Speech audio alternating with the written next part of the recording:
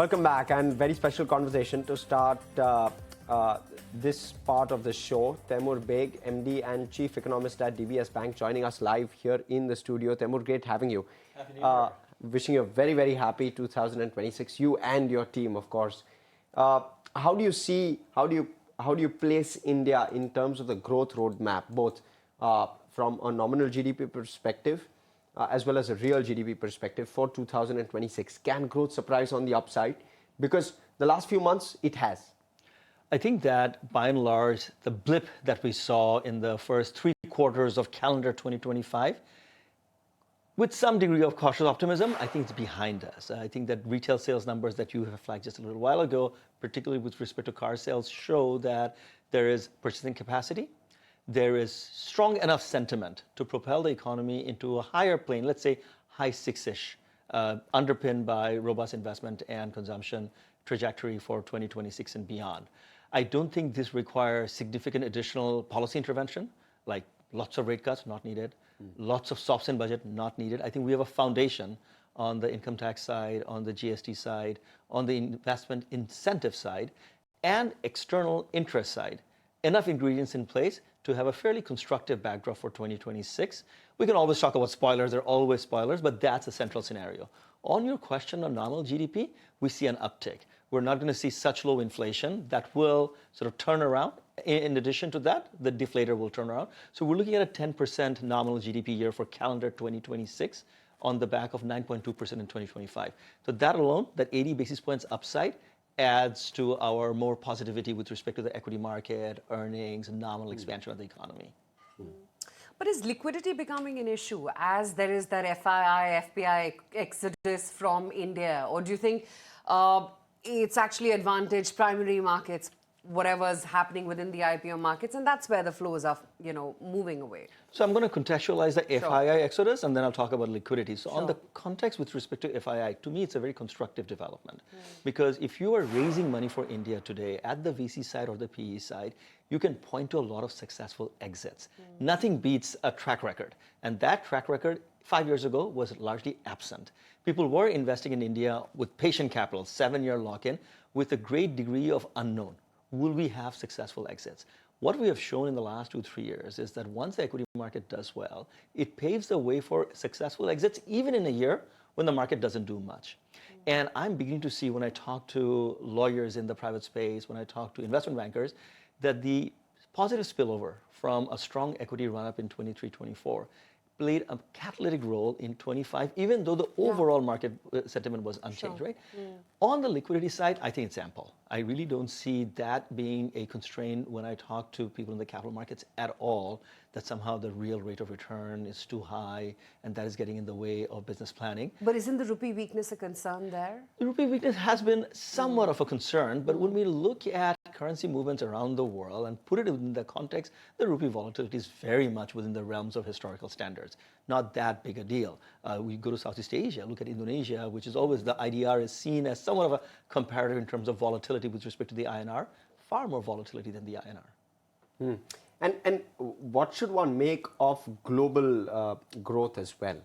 Because that will also have some spillover effect on India. Global growth has been strong over the last couple of years. Can that kind of growth sustain? We've spoken about how there is a deceleration expected in the US, but it's not come through. Do you expect that to happen? Yeah, I mean, the fourth quarter numbers out of the US will be blockbuster, and the first quarter, for all practical purposes, would be also probably a 3% plus number in the US.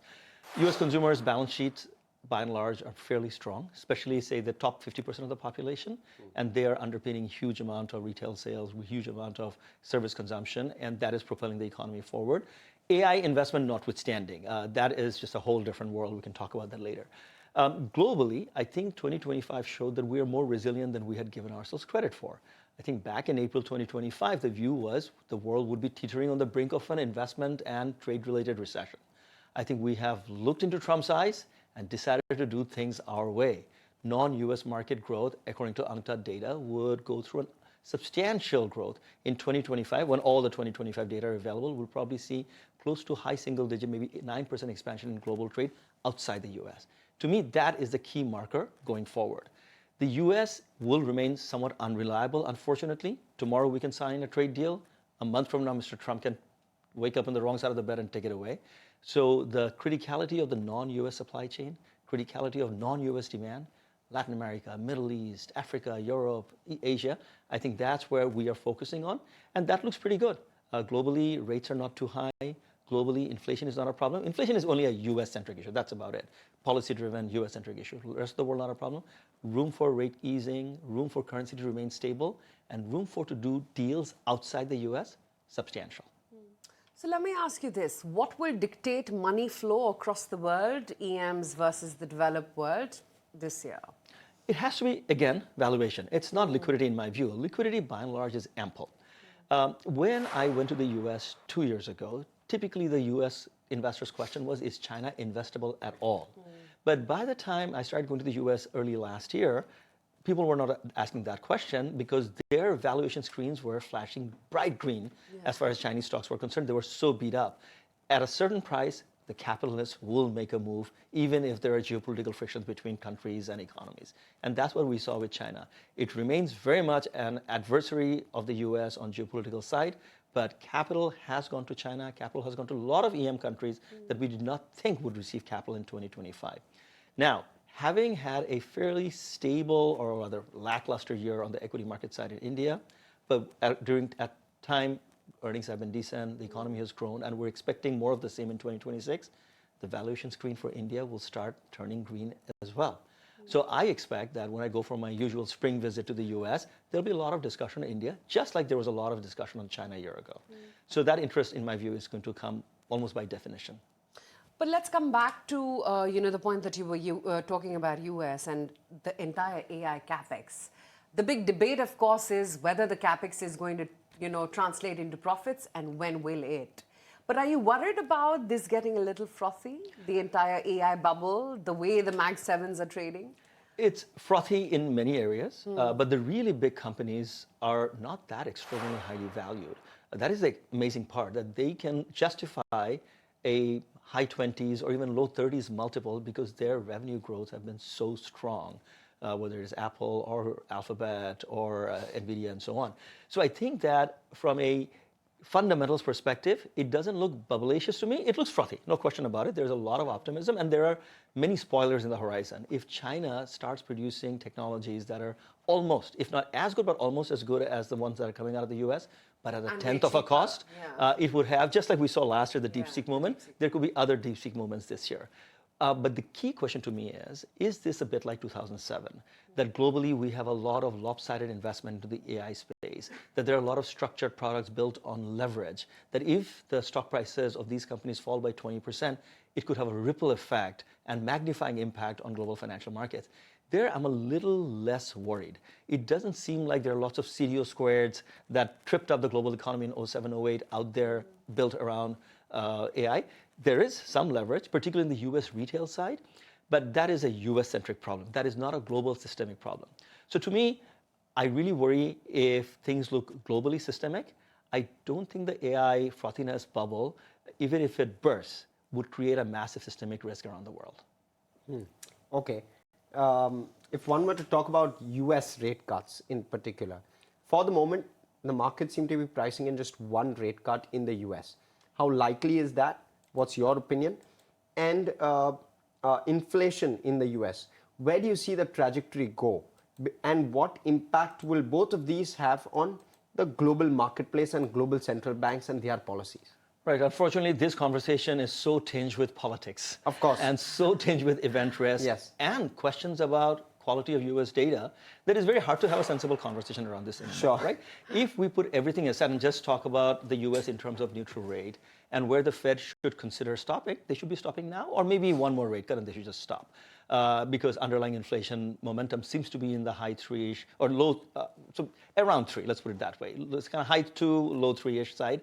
And there's a lot of ingredients, whether it is immigration-related tightness of labor supply or AI-related demand pushing up electricity prices, all of those things are in place. And of course, let's not forget huge stimulus coming from the fiscal side that, again, should put upward pressure on inflation, should keep the Fed on the defensive side. But should doesn't really matter.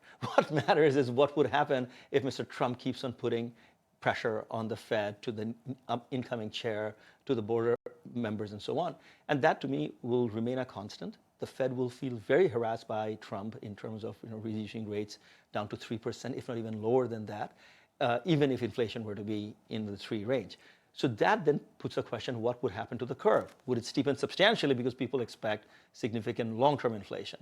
Well, maybe Trump would then say, we need to work on the long end of the spectrum, Fed do QE and Operation Twist, Treasury, come up with ways to make the market hold long-end bonds.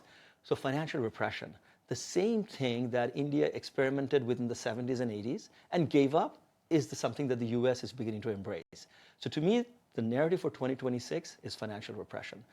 To what extent would the US force short and long-term rates down, and what would be the casualty? Right now, the only casualty that I see very clearly is the US dollar. So I remain fairly bearish the US dollar on the rate cut, financial repression, and politicization of the Fed narrative. And what's the biggest risk that India runs? I think for India, managing its multiple partners, whether it is Russia or China or the US, I think that's the key one. You've noticed, right, in the last 18 months or so, there's a strategic thaw between India and China. Geopolitically, very tense, but economically, there is this realization that the Chinese want Indian market access. India certainly would like some of the Chinese technology, and there is a degree of symbiosis there. But maybe the US doesn't like it. How will India manage that? Russia, another example where the Europeans buy Russian energy, no issue. India buys Russian energy, now it's an issue. So to manage Donald Trump, to manage diplomacy, Vladimir Putin, that sort of stuff, and how that impacts investor sentiment, I think is the biggest challenge and biggest risk for 2026. But we've done fairly okay on that count. Indeed. I mean, there are a couple of times it seems quasi-existential, but if you talk to the gems and jewelry exporters in Gujarat, for them it remains existential, right? The tariff has really hurt them. Yes. When you talk about India's aspiration to start becoming a competitor to China on apparels, that has been spoiled by this tariff narrative. So there are some serious risks around that. But yeah, right now it seems like all the leaders are talking to each other. That's a good thing. We shouldn't start 2026 with a time where we don't even see them talking to each other. But we probably need to go one step further. The trade deals getting done. Some degree of respect of my dealing with B should not be an issue for A. That sort of situation. Right. And Taimur, last question with regard to how you see metals and commodities. They've really moved, especially precious metals. What do you make of the move? And what can we expect now? A broader consolidation of sorts, or can we continue to see the up move in this era of uncertainty of sorts, right? So trying to get your sense. So let me boil it down to 2 points. One is the weaponization of the US dollar. That will continue. I don't expect that to go away. Any country that is not in the good books of the US will find access to dollar or using dollar-based payments more challenging. That makes people shy about holding the dollar. And the second is, even beyond the dollar, should just say overall heightened nature of geopolitical uncertainty seems to be the key determining factor of precious metals right now. Not inflation, it's non-existent. Not some degree of that the fact that the US dollar is disappearing, there's ample supply. It's the uncertainty that makes one to hold on to something a little more tangible, and Bitcoin is not the answer. That's where we see precious metals come out. Well, what a year they've had. Indeed. Yeah. Indeed. Can't get your eyes off those moves in both silver as well as gold. Amazing. But great to have you in the studios, Taimur. Pleasure to be Thank you here. so much for your time Thank today. you. Thank you. Well, look at the market.